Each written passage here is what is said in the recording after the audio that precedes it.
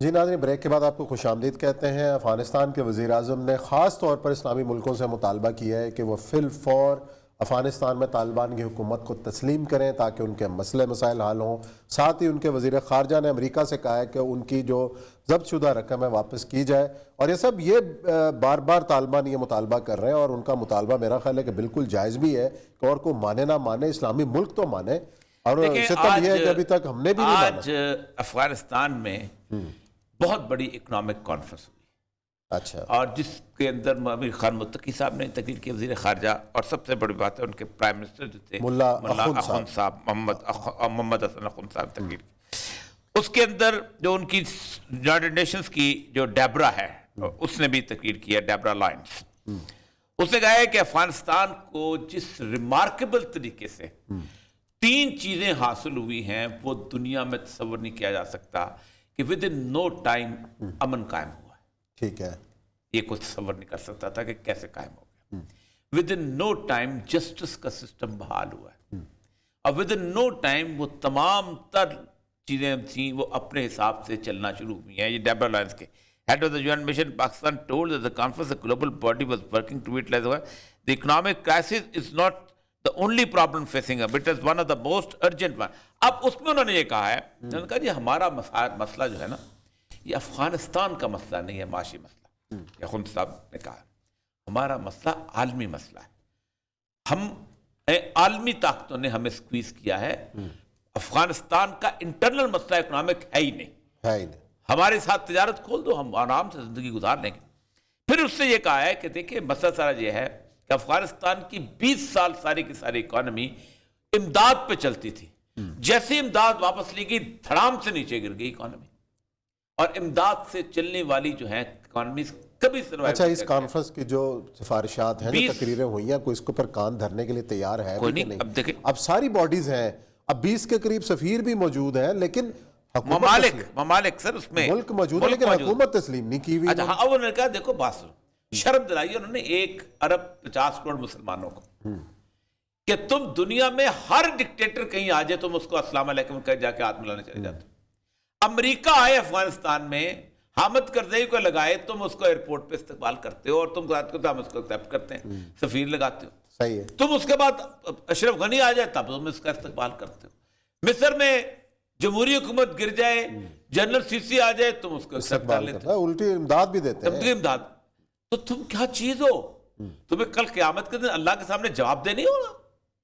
باقی باتوں تو چھوڑ دو، کسی اور جگہ ٹھیک ہے، تم تو ایکسیپٹ کرو۔ اچھا، ایک اور بڑی پیش رفت ہونے جا رہی ہے کہ ایرانی صدر صاحب جو ہیں وہ روس جا رہے ہیں، یہ کیا جو نئی سر رشیا کا ایک لابی جو ہے وہ بنتی چلی جا رہی ہے، اور پاکستان کو بہت جلد بہت سارے فیصلے کرنے پڑیں گے، ورنہ پاکستان اس پورے خطے میں اس طرح تنہا رہ جائے گا کہ اسے صرف ہندوستان کے زیر نگیں ہو کے رہنا پڑے گا، کیونکہ یہ نہیں ہو سکتا کہ پاکستان اور انڈیا جو ہیں یہ دونوں امریکہ کے ساتھ ہو اور ایک ہی جگہ پہ ہوں، تو پاکستان کی انڈیا سے زیادہ عزت ہو، باہر نکلے گا تو عزت بنے گی، ہوگا۔ لیکن ایک اور بڑی پیش رفت آج یہ ہوئی ہے کہ ابوظہبی میں حملہ ہوا ایئرپورٹ پر، اس کے بعد صنعا پر حملہ جوابی ہوا سعودی اتحاد کی جانب سے، اور اس کے اندر 20 کے قریب ہلاکتیں، اور جو نئی جو پیشکش آئی ہے وہ اسرائیل کی طرف سے آئی ہے یو اے ای کو کہ جناب مواد کو فوجی انٹیلیجنس اور یہ سپورٹ دینے کے لیے تیار۔ آپ کو پتہ ہے میں نے کیا کہا تھا؟ انہوں نے بلکہ ہیڈ لائن بھی لگائی تھی کہ جواب اسرائیل دے گا، اور میں نے کہا تھا کہ بنیادی طور پر اسرائیل کے ساتھ انہوں نے یہ جو عرب ملک ہیں انہوں نے پیکٹ اس لیے کیا ہے کہ ہم باقی انفلوئنس میں اس کو بچیں، اور یہ بڑی بدقسمتی کہ جب مسلمان کو مارتا ہے تو ایک مسلمان گروہ جو ہے وہ کفار کے پاس جا کے پناہ لے لیتا ہے، کیونکہ دوسرا مسلمان گروہ جو ہے اس کو مسلمان ہی نہیں سمجھ رہا نا، اس کے نزدیک وہ کافر ہے، اس کے نزدیک وہ کافر ہے۔ بہت سی اس کا معاملہ جو ہے وہ میں نے پہلے بھی کہا کہ ایرانی ہیجمنی کی، اب آج انہوں نے بامبنگ کی ہے نا، اس مسلمان مرے، یمن کے لوگوں کا قصور کیا ہے؟ اس لیے کہ ایران چاہتا ہے وہاں پر آنا اور سعودی عرب چاہتا ہے وہاں پر اپنی ہیجمنی، کیا ان کا قصور ہے کہ جو قید سے بچے مر رہے ہیں؟ شام کے لوگوں کا شام کے لوگوں کا کیا قصور ہے؟ عراق کے لوگوں کا کیا قصور ہے؟ بحرین کے لوگوں کا کیا قصور ہے؟ فلاں کا کیا قصور ہے؟ وہ کل میں ایک جگہ بیٹھا ہوا تھا، ہمارے بڑے محترم ہیں جرنلسٹ، بڑی عجیب غریب، میں اتنا احترام کرتا ہوں جس کا نام نہیں میں لینا چاہتا، سب کو پتہ ہی ہے، میں نے کہا کہ ایوب خان اکانومی بتا رہا تھا کہ ایوب خان کے دور میں یہ ہوا تھا، جیسے باقی مطلب $17 ارب بے نظیر کو ملے تھے، قرضہ یہ ہو گیا. انہوں نے کہا دیکھیں ایوب خان کے دور میں تو سہروردی بھی گرفتار ہوا تھا. میں نے کہا یہ کوئی بات ہے کرنے والی، فلانا بھی بند ہو گیا. تو یار کوئی یہ کوئی گفتگو ہے کرنے والی. یہی وہ ہم کرتے ہیں کہ جی وہ وہاں تو ایرانی آ گیا تو اس لیے ہم جائیں گے. وہ جی اسرائیل وہاں پر موجود ہے لبنان میں، اس لیے لبنان کے حشر مشر کر دیں گے. وہ بھائی تم لبنان کو مارنے کے لیے، لبنان کا ستیہ ناش کرنے کے لیے، لبنان پہ ہیجمنی کام کر لیے بہانہ اسرائیل کا بناتے ہو. یہ ایران کے ساتھ تعلقات خراب کرنے بہانہ اسرائیل کا بناتے ہو. ایران بھی اسرائیل کا بہانہ بنا کے جو مرضی کرتا چلا جائے. جب وقت آتا ہے تو آپ جناب افغانستان میں امریکہ کا ساتھ دے دیتے ہو، عراق میں امریکہ کا ساتھ دے دیتے ہو. عجیب، افغانستان میں آپ نے 20 سال امریکہ کا ساتھ دیا. جب وقت آتا ہے تو اب بھارت میں جینوسائیڈ ہو رہا ہے.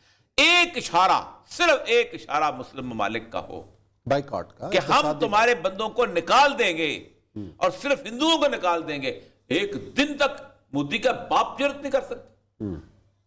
آپ سوچ سکتے ہیں کہ کتنے بڑے انٹرسٹ ان کے وابستہ ہیں انڈیا کے ساتھ، انڈیا کے اسلامی ملکوں کے ساتھ. کہاں کہاں ان کے پروڈکٹ نہیں، اور ایک جھلک دکھا چکے ہیں وہ کیرلا والے واقعے پر، ایک جھلک دکھا چکے ہیں بائیکاٹ کی، اور کتنا جو ایفیکٹو بائیکاٹ تھا. لیکن نہیں، کسی میں کسی کے وجود نہیں دیکھتی. اب مسئلہ ذرا جی، ہم کہانیاں سنانا نہیں چاہتے کہ کس کس طریقے سے عربوں کو رام کیا گیا اور کیسے کیسے راستے اختیار کیے گئے. چلیں یہ سب یہ تو انٹرنیشنل خبریں تھیں، موضوعات تھے. ایک پاکستان کے لیے اچھی خبر جاتے جاتے اس کا بھی تذکرہ کر لیں کہ T20 جو ICC ٹیم بنی ہے انٹرنیشنلی، اس میں 3 پاکستانی پہلی بار آیا، اور کپتانی بھی جو ہے وہ پاکستان کے حصے میں یہی بابر اعظم صاحب جو ہمارے کپتان ہیں. اور پچھلے 2 سال میں بہرحال یہ کوئی اعزاز کی بات ہے کہ 3 کھلاڑی ہیں اس کے اندر. ICC خود چنتی ہے جو پرفارمنس کی بیس کے اوپر. T20 جو ٹیم بنی ICC ورلڈ ٹیم، اس کے اندر 3 پاکستانی ہیں، اور یہ پہلی بار ایسا ہوا. اور کپتان بھی پاکستان کے ہے، اور وکٹ کیپر رضوان ہے، اور شہین شاہ افریدی بولر ہے. پرائم منسٹر نہ ہو جائے، بابر اعظم اگلا پرائم منسٹر. اس کے لیے ورلڈ کپ جیتنا ضروری ہے. ورلڈ کپ جیتنا ضروری ہے. اچھا جیتنا ضروری ہے. تو لیکن اب کیا آپ یہ تجربے کے بعد اب بنائیں گے؟ میرا خیال کسی اور کھیل کو بھی موقع ملنا چاہیے. قوم کا کوئی مسئلہ نہیں. ہاکی میں بہت سارے ہم نے جیتے ہوئے ہیں، اسکواش میں جیتے ہوئے ہیں.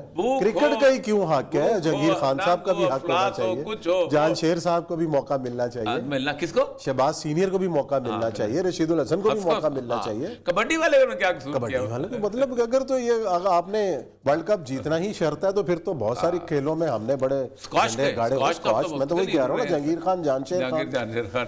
تو بہرحال یہ پاکستان کے لیے بڑا اعزاز ہے. میں چونکہ بالکل نابلد ہوں کھیلوں سے، لیکن اس کے باوجود مجھے خبر خوشی ہو رہی ہے. لیکن جب پاکستانی آتے ہیں تو بھئی وہ تو خوشی کی خبر ہے. اور ہمارے یہ جو کھلاڑی جن کے ہم نے نام لیے ہیں واقعی قوم کا فخر بھی ہیں، اور آگے ان کا مستقبل بھی روشن ہے. اسی نوٹ کے ساتھ جی رخصت چاہیں گے آپ سے. کل پھر ملیں گے کچھ نئے موضوعات کے ساتھ. اپنا بہت خیال رکھیے گا. اللہ حافظ.